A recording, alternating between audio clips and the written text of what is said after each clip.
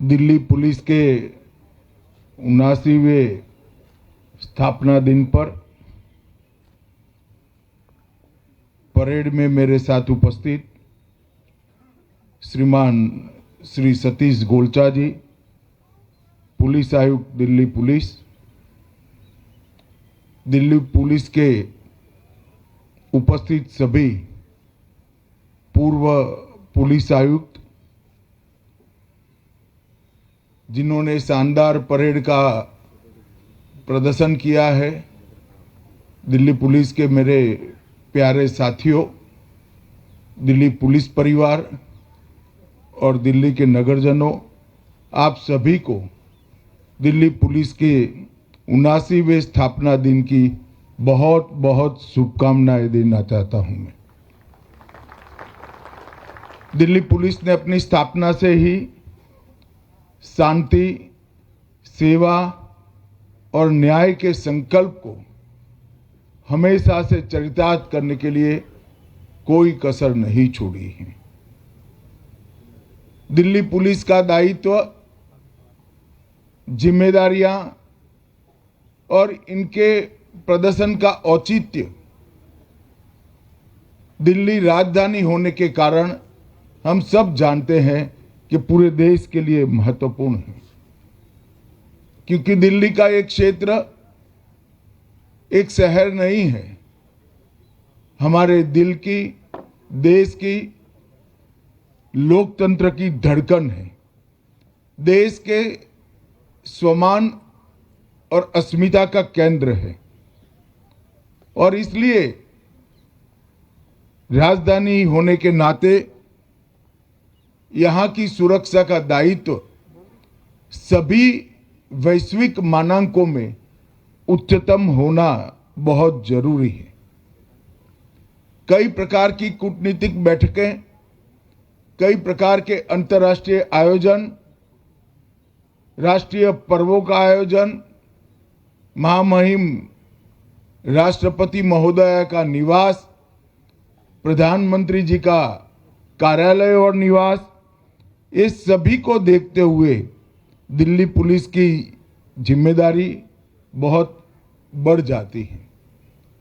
मगर मुझे पूरा संतोष, आनंद और गर्व है कि दिल्ली पुलिस ने हमेशा अपनी जिम्मेदारी आगे रहते हुए प्रखरता और सफलता के साथ हमेशा के साथ निभाई है। आज दिल्ली पुलिस को और मजबूत करने के लिए स्पेशल सेल के इंटीग्रेटेड हेडक्वार्टर का शिलान्यास यहां पर हुआ है।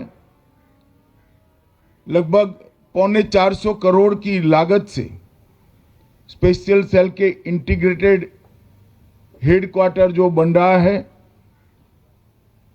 वो देश का सबसे आधुनिक, एक प्रकार से नारकोटिक्स और आतंकवाद को निपटने का सेंटर बनेगा।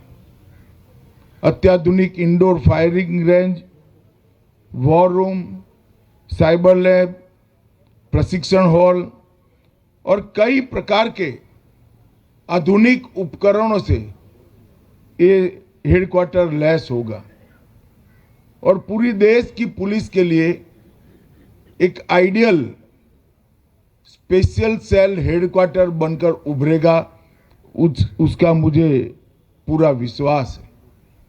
दिल्ली के स्पेशल सेल ने नशीले पदार्थों की सिंडिकेट, जाली भारतीय करेंसी नोट, जटिल साइबर अपराध, संगठित अपराध और न केवल दिल्ली, देश के कई महत्वपूर्ण आतंकवादी घटनाओं के जांच के अंदर सफल और महत्वपूर्ण भूमिका निभाई है। ये आधुनिक हेडक्वार्टर बनने से उनके दायित्व के निर्वहन के लिए उनको और सहूलियत सुलभ होगी, इसका मुझे विश्वास है। दिल्ली पुलिस की 10 नई परियोजनाओं का भी आज यहां पर शिलान्यास हुआ है।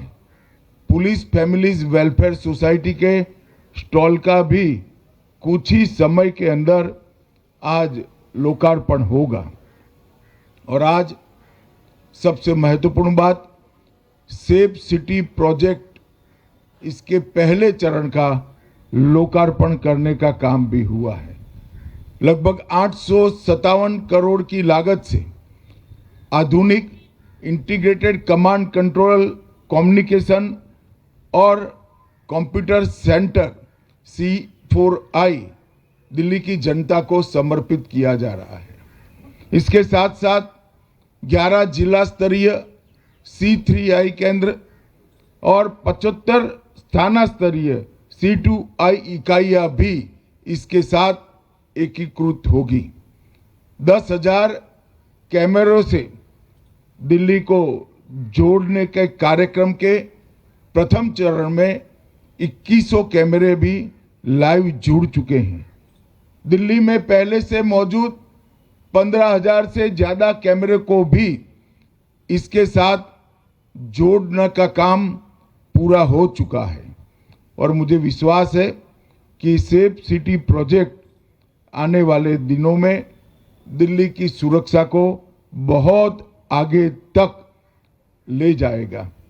मित्रों, आज जब मैं यहाँ आया हूँ तब मैं दिल्ली के माध्यम से देश की जनता को ये बताना चाहता हूँ कि विगत 11 साल में प्रधानमंत्री नरेंद्र मोदी जी के नेतृत्व में देश ने कई सारे मकाम हासिल किए हैं।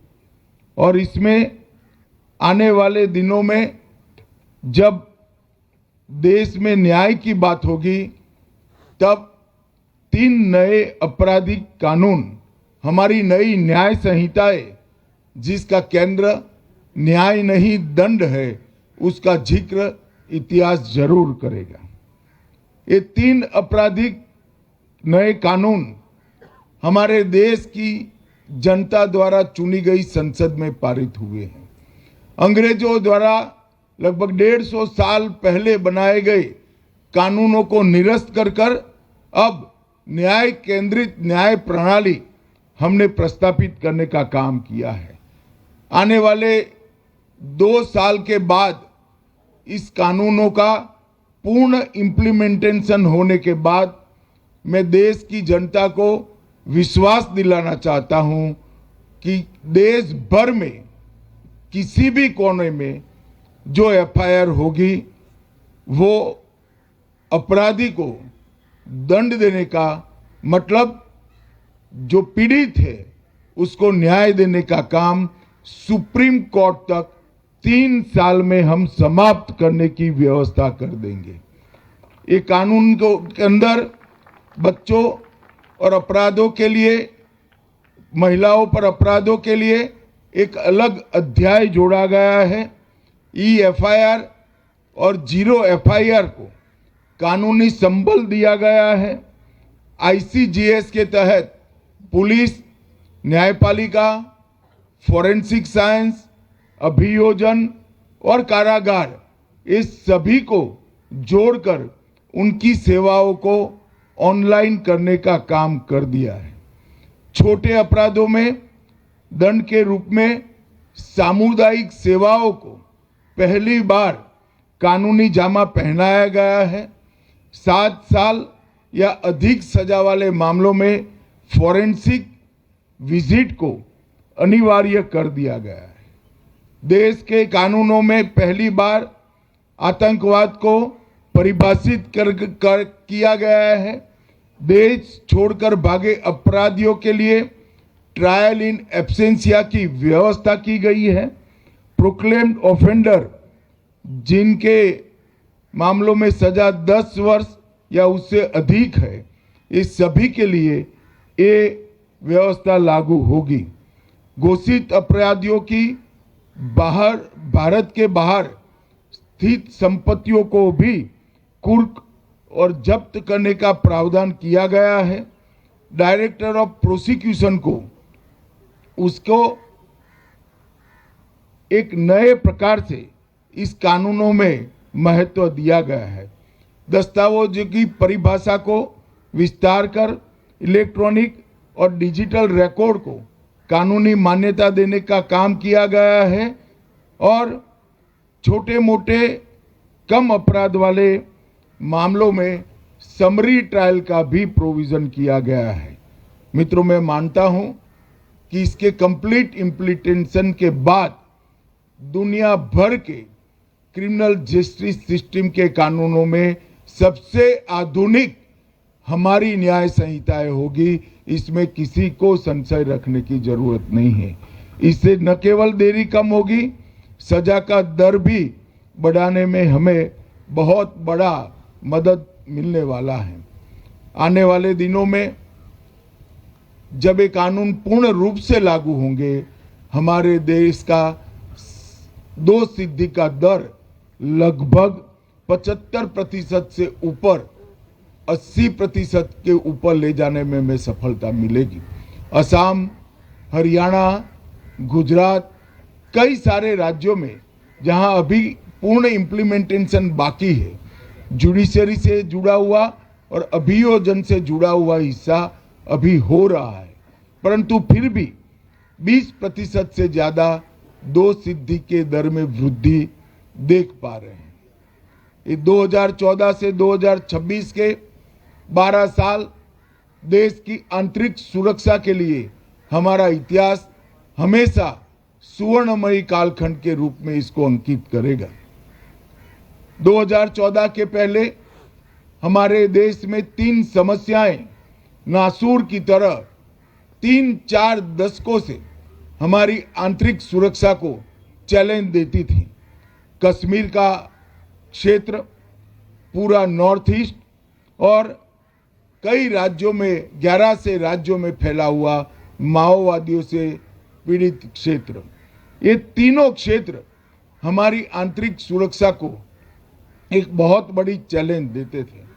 मगर मुझे पूरा आपको बताते हुए हर्ष हो रहा है कि धारा 370 के निरस्तीकरण के बाद कश्मीर, नॉर्थ ईस्ट और माओवादी क्षेत्र में हिंसा के आंकड़ों को हम 80% तक कम करने में सफल हुए हैं और वो दिन दूर नहीं है जब ये तीनों क्षेत्र पूर्णतया हिंसा से मुक्त हो जाएंगे। 11 राज्यों में फैला हुआ माओवादी आतंकवाद हमेशा से देश की आंतरिक सुरक्षा के लिए बहुत बड़ी चुनौती माना जाता था, मगर मुझे दिल्ली की जनता के माध्यम से देश को बताते हुए हर्ष हो रहा है कि हम माओवादी क्षेत्रों को हमेशा के लिए नक्सलवाद से मुक्त करने के बहुत नजदीक हैं। मैं देश की जनता को फिर से एक बार विश्वास दिलाना चाहता हूं, 31/3/2026 को पूरे देश को हम माओवादी हिंसा से मुक्त करने में सफल होंगे। हमारे सुरक्षा बलों की ये बहुत बड़ी सफलता है। उत्तर पूर्वी क्षेत्र में भी 10,000 से ज्यादा युवा हथियार डालकर मेन स्ट्रीम में लौटे हैं। 20 से ज्यादा शांति समझौतों के माध्यम से हमने उत्तर पूर्व में शांति प्रस्थापित करने के लिए बहुत बड़ा काम किया है। आने वाला समय हमारे लिए चुनौतियों के से मुक्त नहीं है। आने वाले समय में भारत सरकार के गृह मंत्रालय ने नारकोटिक्स